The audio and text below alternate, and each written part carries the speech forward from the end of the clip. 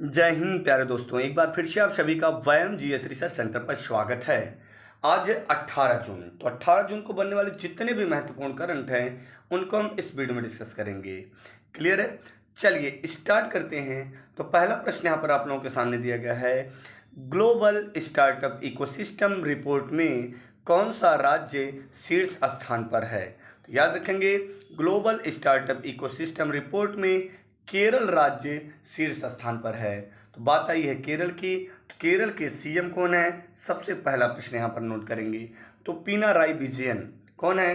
पिनाराई विजयन। जबकि केरल के राज्यपाल हैं आरिफ मोहम्मद खान। कौन है? आरिफ मोहम्मद खान। और केरल के तट का नाम क्या है? तो मालाबार का तट। क्या बोलेंगे? मालाबार का तट। एक पॉइंट और याद रखेंगे, मोपला विद्रोह किस राज्य से संबंधित है? तो मोपला विद्रोह केरल राज्य से संबंधित है, जो मालाबार के तट पर हुआ था। क्लियर है? मोपला जनजाति कहाँ पर पाई जाती है? केरल में पाई जाती है। शांत घाटी कहाँ पर पाई जाती है? केरल में पाई जाती है। Clear point? ये सारे के सारे पॉइंट आप लोग नोट कर लेंगे जो भी बोला गया है। चलिए अब आगे चलते हैं। संचार मंत्री अश्विनी वैष्णव के अनुसार भारत में कब तक 5G सेवाएं लॉन्च कर दी जाएगी? याद रखेंगे, संचार मंत्री अश्विनी वैष्णव के अनुसार भारत में मार्च 2023 तक 5G सेवाएं लॉन्च कर दी जाएंगी। याद रखेंगे कब तक? मार्च 2023 तक 5G सेवाएं लॉन्च कर दी जाएगी। हाल ही में किस प्लेटफॉर्म केंद्रवास महिला संस्थापकों के लिए स्टार्टअप एक्सीलेटर प्रोग्राम की घोषणा की है?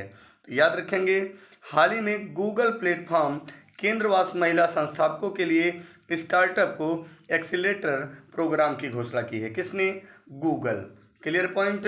तो आपको कमेंट करना है कि गूगल के सीईओ कौन है। क्लियर है? अर्थात चीफ एग्जीक्यूटिव ऑफिसर कौन है। भारत ने किस योजना के तहत भारत की पहली निजी ट्रेन सेवा को हरी झंडी दिखाई है? तो याद रखना, भारत गौरव योजना के तहत, क्या? भारत गौरव योजना के तहत भारत की पहली निजी ट्रेन सेवा को हरी झंडी दिखाई है। किस योजना के तहत? भारत गौरव योजना के तहत। तो भारत गौरव योजना के तहत भारत की पहली निजी ट्रेन सेवा को हरी झंडी दिखाई है। क्लियर है? चलिए, हाल ही में किस मंत्री ने पुणे में जगत गुरु श्री संत तुकाराम महाराज शिला मंदिर का उद्घाटन किया है? तो याद रखेंगे, प्रधानमंत्री नरेंद्र मोदी ने कहां पर? तो पुणे में जगत गुरु श्री संत तुकाराम महाराज शिला मंदिर का उद्घाटन किया है। किसका? जगत गुरु श्री संत तुकाराम महाराज। क्लियर है? हाल ही में आरती प्रभाकर को किस देश के राष्ट्रपति के विज्ञान सलाहकार के रूप में नियुक्त किया गया है? तो याद रखेंगे, आरती प्रभाकर को अमेरिका के राष्ट्रपति की विज्ञान सलाहकार के रूप में नियुक्त किया गया है। तो याद रखेंगे, बात आई है यूएसए की। तो यूएसए और कनाडा के बीच, किसके? यूएसए और कनाडा के बीच 49 अंश उत्तरी अक्षांश रेखा को सीमा रेखा माना गया है। ठीक है? और साथ में 49 अंश उत्तरी अक्षांश रेखा के साथ ग्रेट लेक्स में कुल 5 झीलें आती हैं। ये 5 झीलें अर्थात ग्रेट लेक और 49 अंश उत्तरी अक्षांश रेखा यूएसए और कनाडा के बीच सीमा रेखा है। तो यूएसए की बात आई है, तो याद रखना, यूएसए जो है किस प्रकार का देश है? तो संयुक्त राष्ट्र संघ है, अर्थात यह भी राज्यों का संघ है। तो कुल कितने राज्य हैं इसमें? तो यूएसए में कुल 50 राज्य हैं। कितने राज्य हैं? 50 राज्य हैं। क्लियर? और इन 50 राज्यों में 49वां राज्य अलास्का और 50वां राज्य हवाई द्वीप है। इसकी राजधानी क्या है? तो आपका जवाब हो जाएगा वाशिंगटन डीसी। क्या है? Washington DC. न्यूयॉर्क यहाँ पर स्थित और विश्व का सबसे बड़ा बंदरगाह भी न्यूयॉर्क है। क्लियर है? वाशिंगटन डीसी में एक पॉइंट आया डीसी, जिसका अर्थ होता है district of Columbia. Clear point? चलिए आगे चलते हैं हम लोग। नरेंद्र मोदी ने कहां पर जल भूषण भवन और क्रांतिकारियों की गैलरी संग्रहालय का उद्घाटन किया? तो याद रखेंगे, नरेंद्र मोदी ने मुंबई में जल भूषण भवन और क्रांतिकारियों की गैलरी संग्रहालय का उद्घाटन किया। कहाँ पर? मुंबई में। तो प्रधानमंत्री नरेंद्र मोदी ने जल भूषण भवन और क्रांतिकारियों की गैलरी संग्रहालय का उद्घाटन मुंबई में किया। तो मुंबई महाराष्ट्र की राजधानी है।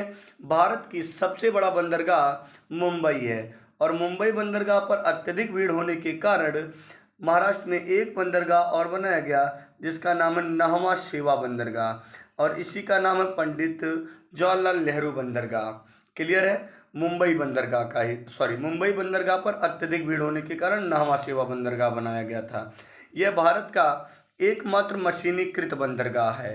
न्हावा शेवा भारत का एकमात्र मशीनीकृत बंदरगाह है। अब बात आई है यहाँ पर, तो याद रखना बॉम्बे हाई किसके लिए प्रसिद्ध है? पेट्रोलियम के लिए प्रसिद्ध है। बॉम्बे हाई किसके लिए प्रसिद्ध है? पेट्रोलियम के लिए प्रसिद्ध है। ठीक है। भारत की सबसे पुरानी तेल परिष्करणशाला डिगबोई है जो कि असम में स्थित है। कहाँ पर है? असम में स्थित है। क्लियर है? भारत गैस और तेल का जो आयात करता है वह 84% आयात करता है, यानी भारत में मात्र 16% ही जो है परिष्कृत किया जाता है। मुंबई किस द्वीप पर स्थित है? तो आपका जवाब हो जाएगा मुंबई सालसेट द्वीप पर स्थित है। क्लियर है? हाल ही में 2022 के लिए विश्व प्रतिस्पर्धात्मकता सूचकांक में भारत का कौन सा स्थान है? याद रखेंगे 2022 में विश्व प्रतिस्पर्धात्मकता सूचकांक में भारत का 37वां स्थान है। कौन सा स्थान है? 37वां स्थान है। ठीक है। सारे सूचकांक का एक अलग वीडियो दिया जाएगा आप लोगों को। भारत, इजराइल, संयुक्त अरब अमीरात और अमेरिका में कौन सा 4 राष्ट्रों का समूह बनाया गया है? तो अभी आप लोगों को बताया गया था I2U2। I2 का मतलब 2 बार आई रहेगा, ठीक है ना, जिसका मतलब हो जाएगा इंडिया इजराइल। 2 बार है ना आई, तो यहाँ पर इंडिया इजराइल। फिर U2 का मतलब क्या हो जाएगा? तो याद रखना U2 का मतलब हो जाएगा USA और साथ में UAE। क्या बोलेंगे? UAE।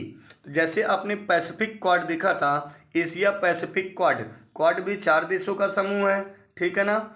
उसी प्रकार से I2U2 भारत, इजराइल, संयुक्त अरब अमीरात और अमेरिका। Clear point? जिसमें याद रखना इस स्क्वाड में कौन कौन से देश हैं, ठीक है। तो सबसे पहले आपको याद रखना भारत, USA, जापान, ऑस्ट्रेलिया। तो 2 कॉमन है दोनों में, ठीक है ना, यानी I2U2 और क्वाड में 2 देश कॉमन हैं, भारत और अमेरिका। यहाँ पर इजराइल और संयुक्त अरब अमीरात हैं, जबकि क्वाड में जापान और ऑस्ट्रेलिया है। इन दोनों के स्थान पर इजराइल और, एक बार पुनः देखना ध्यान से, इजराइल और संयुक्त अरब अमीरात के स्थान पर यहाँ पर जापान और ऑस्ट्रेलिया है क्वाड देश में। क्लियर है? जबकि I2U2 में भारत, इजराइल, संयुक्त अरब अमीरात और अमेरिका। क्लियर है ना? चलिए, हाल ही में कर्नाटक के नए लोकायुक्त के रूप में किसे नियुक्त किया गया है? तो याद रखना हाल ही में कर्नाटक के नए लोकायुक्त के रूप में न्यायमूर्ति BS पाटिल, किसे? BS पाटिल को नियुक्त किया गया है। कर्नाटक के नए लोकायुक्त के रूप में किसे? न्यायमूर्ति BS पाटिल। क्लियर है? तो बात यहाँ पर आई है लोकायुक्त की।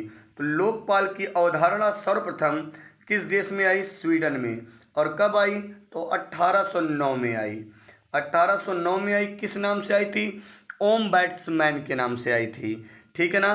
तो इस प्रकार से देश में लोकपाल होते हैं और राज्य में लोकायुक्त होते हैं। तो याद रखना कर्नाटक के नया लोकायुक्त न्यायमूर्ति BS पाटिल हुए हैं। क्लियर है? आइए प्रीवियस डे के रिपीट करते हैं प्रश्नों को। रिपीट करने का तरीका वही रहेगा कि सबसे पहले आपको वीडियो को वॉच करना है और फिर आपको बताना है कि आपके कितने सही हैं। तो पहला प्रश्न यहाँ पर आप लोगों के सामने दिया गया है, किस राज्य के मुख्यमंत्री ने कोचीन में कैंसर अनुसंधान केंद्र का उद्घाटन किया है? तो उम्मीद करते हैं आप लोग सही जवाब दे चुके होंगे।